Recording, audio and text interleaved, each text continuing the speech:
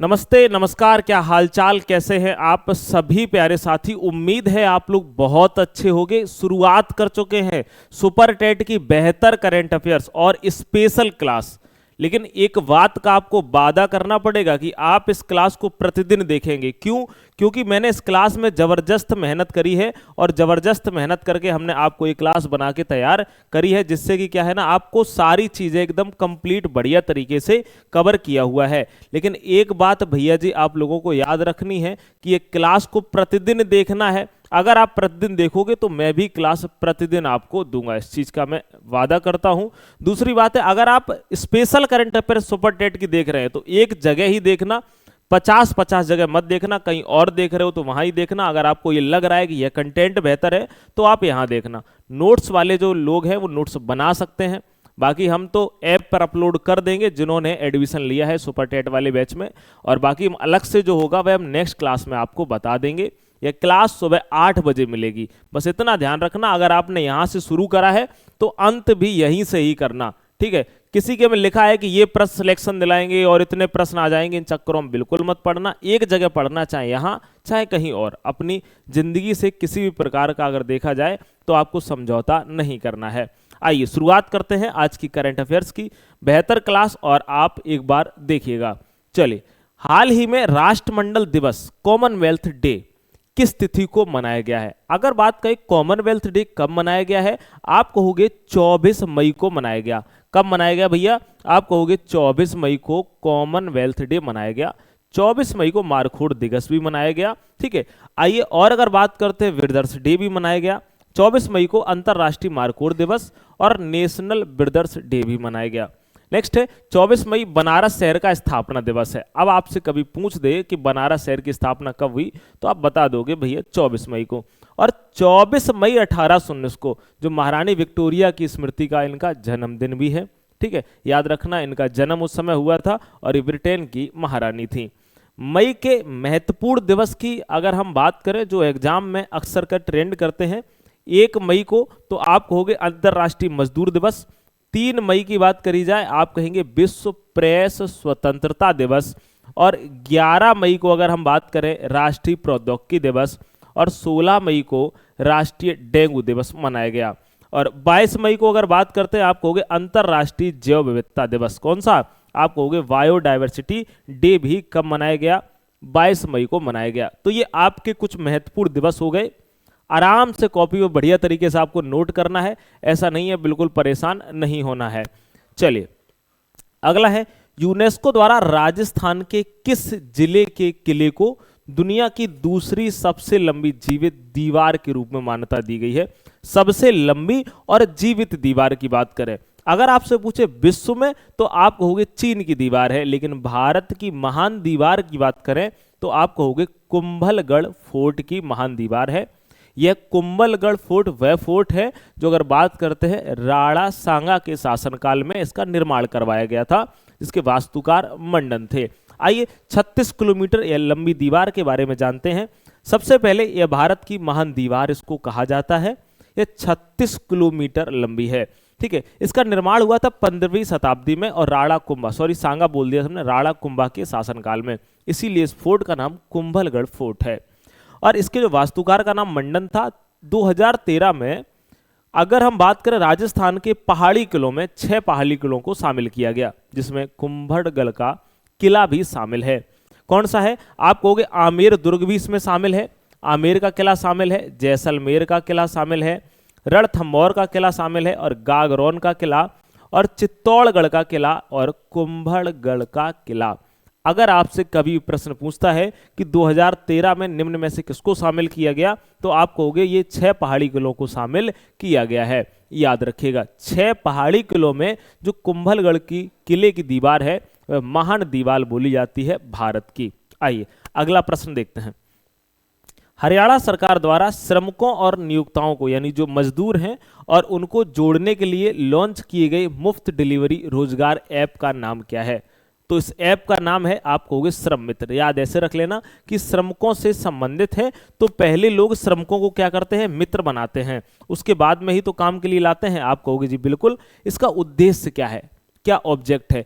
यह मुफ्त डिजिटल रोजगार मोबाइल ऐप श्रमिकों और नियोक्ताओं को जोड़ने के लिए है और इसका एक उद्देश्य है कि लेबर चौक व्यवस्था, आपने देखे होंगे आपके यहाँ पर सभी लोगों के यहाँ पर अक्सर कर लेबर चौक होते हैं जहाँ सुबह सुबह लोग खड़े होते हैं, तो उनमें क्या होते, कुछ बिचौलिए होते हैं, मध्यस्थ होते हैं, वो कहते हैं हम काम करवा देंगे, हम आपको 400 रुपया देंगे, 500 वो ले लेते हैं और 100 रुपये अपना काम करवाने का, काम दिलवाने का काट लेते हैं। तो यही है कि लेबर चौक व्यवस्था को आधुनिकीकरण बनाना और बिचौलियों को खत्म करना।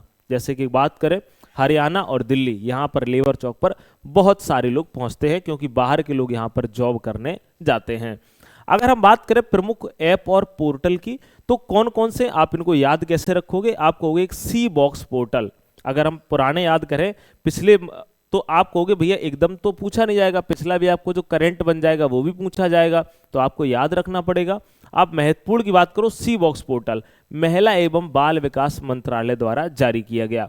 याद कैसे रखोगे? आप कहोगे यहाँ सी है और सी किसके लिए प्रयोग किया जाता है? आप कहोगे महिला के लिए, तो महिला एवं बाल विकास मंत्रालय। नेक्स्ट है संचार साथी ऐप, ये किसके द्वारा जारी किया गया? आप कहोगे दूर संचार विभाग के द्वारा। ठीक है, अब दूर संचार की अगर हम बात करें तो आप कहोगे भैया यहां भी संचार दिख रहा है, यहां भी संचार, याद कर लेना। कायका सेतु पोर्टल, यह कर्नाटक सरकार के द्वारा, किसके द्वारा जारी किया गया? कर्नाटक सरकार। हम लोग बोल देते हैं ना काय को नाटक कर रही है, ठीक है, तो कायका सेतु पोर्टल कर्नाटक सरकार। नेक्स्ट है कपास किसान ऐप, ये किसके द्वारा जारी किया गया? केंद्रीय कपड़ा मंत्री जिनका नाम है गिरिराज सिंह। तो याद रखना जो कपास का संबंध भी किससे है? आप कहेंगे कपड़ा से है, तो याद रख लेना केंद्रीय कपड़ा मंत्री। राइज ऐप उत्तर प्रदेश का है और मित्र पोर्टल जो है वो सेबी का है, तो याद रखना जो मित्र होते हैं वो सभी अक्सर कर लोग मित्र बना लेते हैं।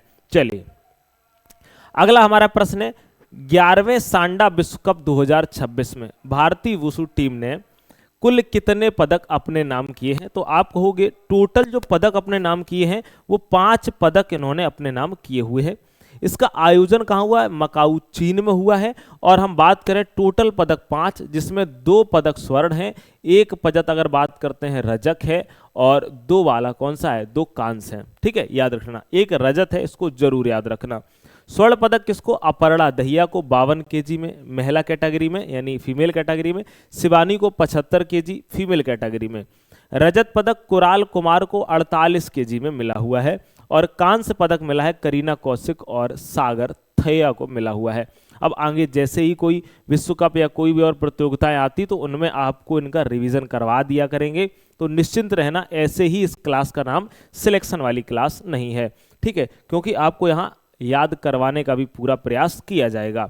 आइए अगला प्रश्न है, हाल ही में चर्चा में रहा पंजत उत्सव भारत के किस राज्य या केंद्र शासित प्रदेश में मनाया गया? कौन सा? आप कहोगे पंजत उत्सव, तो आप कहेंगे जम्मू कश्मीर में मनाया गया।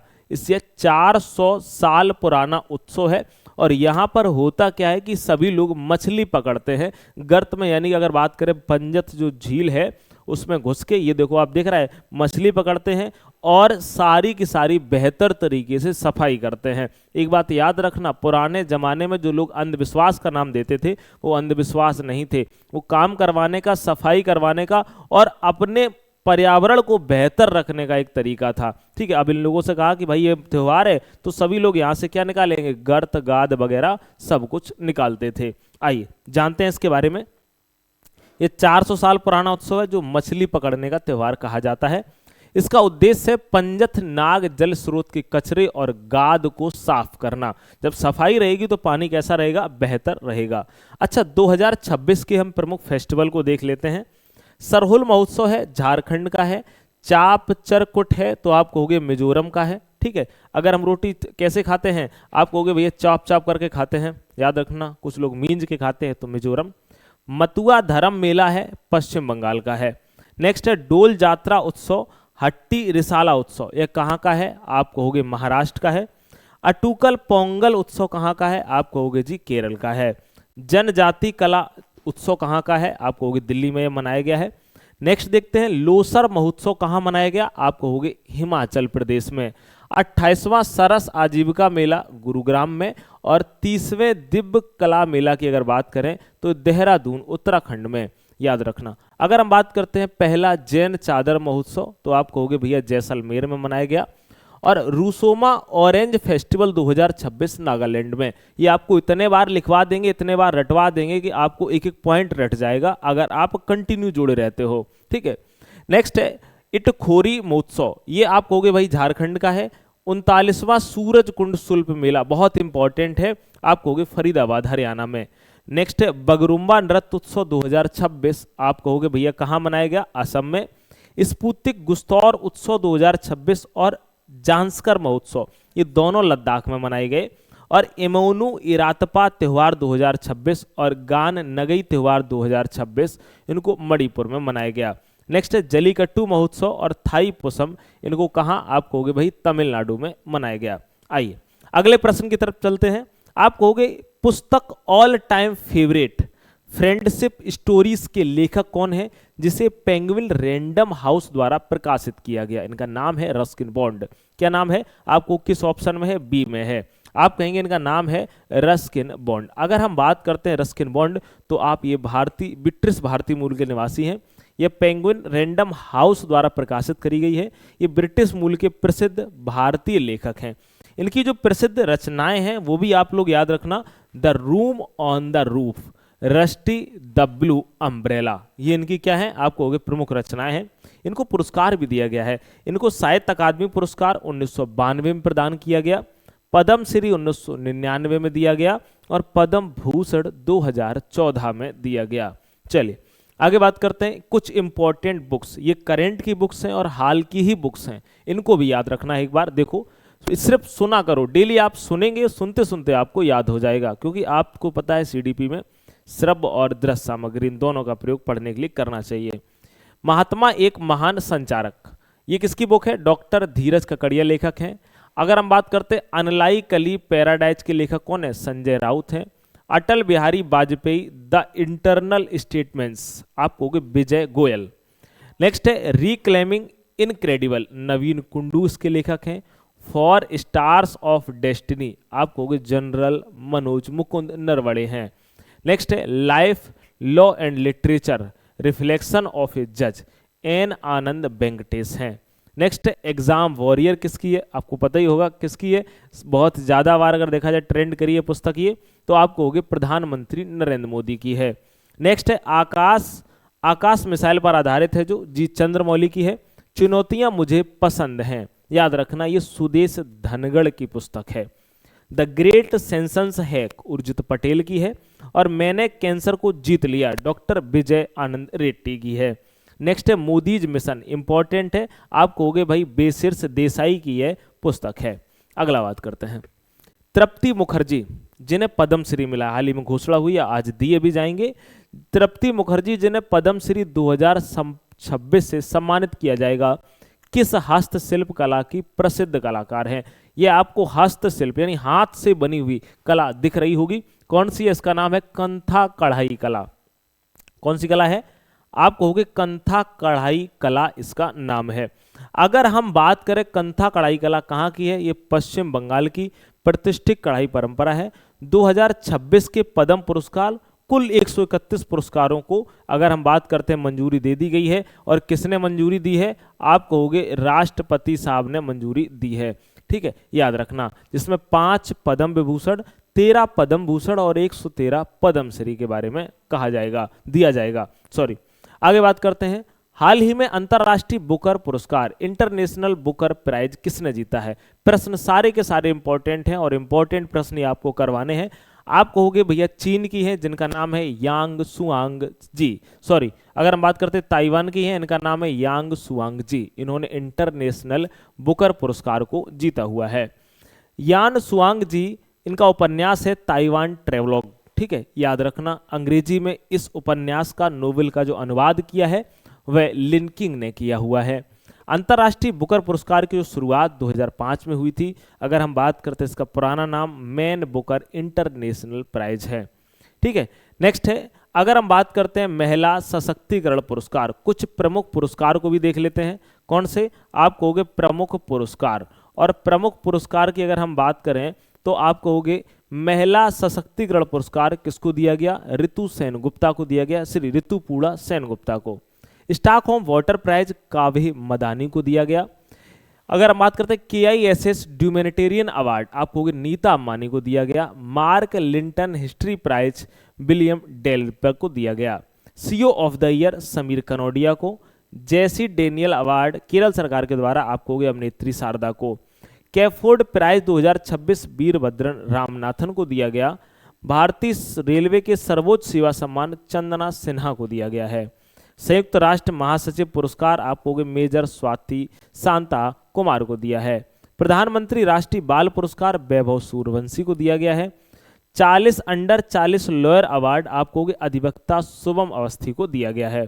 नेक्स्ट है दूरसी फार्मेसल लीडर ऑफ द ईयर आपको जय शाह को दिया गया है। आपको 2026 तक के तो याद ही रखने हैं, इनको भी देख लेना है। जैसे कि संयुक्त राष्ट्र का सर्वोच्च पर्यावरण पुरस्कार सुप्रिया साहू को। गोल्डन ग्लोब्स हीरोइन अवार्ड की बात करते हैं आलिया भट्ट को दिया गया है। टाइम मैगजीन का CEO ऑफ द ईयर का अवार्ड नील मोहन को दिया गया है। ठीक है, अगर हम बात करते हैं अगले प्रश्न की, हाल ही में कॉमनवेल्थ यानी शतरंज संघ कॉमनवेल्थ चेस एसोसिएशन के अध्यक्ष के रूप में किसे नियुक्त किया गया है? आपको जो नियुक्ति करी गई है वह भरत सिंह चौहान जी की गई है। किसको किया है? भरत सिंह चौहान को किया गया है। कॉमनवेल्थ शतरंज एसोसिएशन स्थापना कब हुई? आपको 1980 में। और अगर हम बात करते हैं मुख्यालय इसका कहाँ पर है? आपको नई दिल्ली में। अगर हम अतिरिक्त तथ्य की बात करें तो हाल ही की कुछ नियुक्तियां, जैसे कि भारतीय महिला हॉकी टीम के नए कोच किसको चुना गया? आपको शॉर्ट मरिजाने को। बीजेपी के सबसे युवा राष्ट्रीय अध्यक्ष जिनका नाम क्या है? नितिन नवीन नाम है। नीति आयोग के नए जो CEO हैं इनका नाम है निधि छब्बर। और मणिपुर के जो नए CM हैं इनका नाम है यूमनाम खेमचंद्र सिंह। ठीक है, आपको राज्यों के मुख्यमंत्री और उनके राज्यपाल को याद करना है और यह मेरी जिम्मेदारी बनती है आपको प्रतिदिन याद करवाने की। चलिए अगला है खाद्य एवं कृषि संगठन FAO ने वर्ष 2026 के एग्रीकोला जो मेडल है से किसे सम्मानित किया है? तो उसको सम्मानित किया गया है, आप कहोगे भाई नरेंद्र मोदी जी को सम्मानित किया गया है। कहां पर? आप कहोगे भैया रोम में। कहां पर? रोम में। याद रखना, सम्मान इटली के रोम में FAO मुख्यालय में दिया गया है। अगर पूछा जाए इसका कारण क्या है तो उन्होंने कारण दिया है गरीबों को जो मुफ्त अनाज प्रदान किया गया है। ठीक है, प्रधानमंत्री गरीब कल्याण योजना के तहत। और जो किसानों के खाते में क्या आए हैं? पैसे आए हैं। सीधे पैसे PM किसान योजना भेजने के लिए, यानी कि जो PM किसान योजना की अगर हम बात करें तो इसमें पैसे आते हैं खाते में किसके लिए? खेती के लिए। चलिए अब मैं आपको बताता हूं भाई, आज का सेशन एंड होता है, कुछ इंपॉर्टेंट बात है जरूर सुनिएगा। जिन लोगों ने संकल्प बैच ये लिया है, बेहतर बैच और बेहतर तैयारी के साथ में जो संकल्प बैच लिया हुआ है, यानी सुपर टेट में जिसने एडमिशन ले लिया है, क्योंकि एक दिन में आप सब कुछ नहीं पढ़ लोगे। अगर उसने 1 से 1.5 महीना दिया तो आप कैसे पढ़ पाओगे? तो आपको धीरे धीरे अपना सिलेबस अच्छे से और बेहतर कवर कर लेना है, क्योंकि अंतिम समय में जो लोग भी बैच देंगे, जो लोग भी एडमिशन करवाएंगे, यानी सुपर टेट में आप जहां भी खरीदोगे तो फिर बहुत स्पीड में करवाएंगे, लेकिन वो मजा नहीं आएगा कि करवाना है कैसे भी, लोड रहता है। लेकिन अभी से आप बेहतर तैयारी कर सकते हो। जिन्होंने इसमें एडमिशन लिया है वो करंट अफेयर्स की बिल्कुल चिंता ना करें, आपको यह PDF भी मिल जाएगी और उसके साथ टेस्ट फॉर्मेट की भी PDF हम देने का प्रयास करेंगे। ठीक है, अगर आपको यह बैच लेना है तो आप इन नंबरों पर कॉल कर सकते हैं। ठीक है, और जैसे ही आप कॉल करेंगे आपको पूरी जानकारी दे दी जाएगी। या तो आप one day exam study app को डाउनलोड करेंगे और वहां पर आपको यह बैच संकल्प बैच मिल जाएगा। ठीक है, बाकी जो अलग से PDF मिलेगी उसकी जानकारी हम कल देंगे। बताना जरूर आपको सेशन कैसा लगा है, वीडियो को लाइक शेयर जरूर कर दीजिएगा। मुलाकात अगले क्लास में होगी, अपना ख्याल रखना, नमस्कार।